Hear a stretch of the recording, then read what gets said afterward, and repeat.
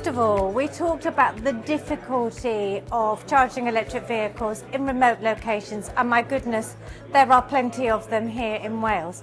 But we also heard from Renewable UK, who were talking about the plans for installing new renewable onshore and offshore wind projects in Wales, and the timelines that are involved in that, which are extremely lengthy. Because we represent some of the large-scale generators of renewable electricity, it's been really useful today to talk to some of the people around the round table who are going to be the end users of that sort of clean energy. And it's not just about building the wind farms, it's about getting the connection to the grid, which is particularly challenging. And we saw some timelines that really gave us food for thought, not least of which the transmission network being extended between North and South Wales, with a plan for that to be finished by 2037. 12 years seems like a long time, so something that's a little bit of a cause for concern. We're still in a world where we've heard from Renewables UK, we've heard from various operators and local authorities that they are struggling to get through a whole plethora of regulations and rules and procedures to get renewable energy and get electrification projects up and running. At the operator end, within our fleets themselves, the other thing that we've heard is that the price of electricity is still causing them problems. So whilst we've got fleets now who have electrified 40 or 50% of their fleet, they're still not seeing the financial savings they were hoping to, because the price of electricity has remained high.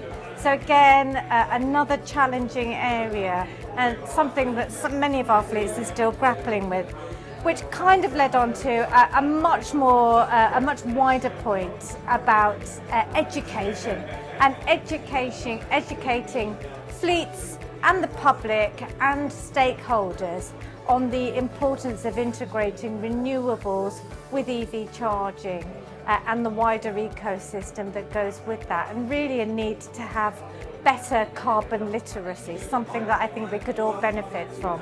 I attended this event today to find out more about the challenges about decarbonisation on fleet. Many of them, they gather solutions already, and we can learn from it. Lots of other topics discussed, but they're the key takeaways from our event today. Takeaway from this session, very much like last year, is the real desire that people have got to collaborate. So whether that's sharing infrastructure, sharing ideas, or even sharing other resources that they may have or insights that they've got. We've just wrapped up our latest roundtable here in Swansea, and I'm delighted to be joined by Scott Eady, who's director at EcoFactor. What did you think about the roundtable? What were the key takeaways for you? Sort of a comfort blanket in knowing that still it's the education. I take comfort in that because I'm no real expert. I've just gone through lots of different solutions, and what the roundtable has presented is those little bits. Take the good bits that make it work for the individual. It's not one suits all. Different fleets, different scenarios, different users, and still it's the driver that really is the benefactor, all of that. So it's making sure that that works, both the company and for the drivers. That's what I hope that we've opened up today at the table, and a lot of people were swapping those little tidbits of information that some didn't know, whether they were afraid to ask or didn't know they could ask because it wasn't really a thing. But we've definitely seen today that actually there are other solutions that people weren't aware of. It's great that EcoFactor could join us. Hopefully it won't be your last roundtable, and I look forward to speaking to you again soon. Thank you very much. Thanks very Cheers. much.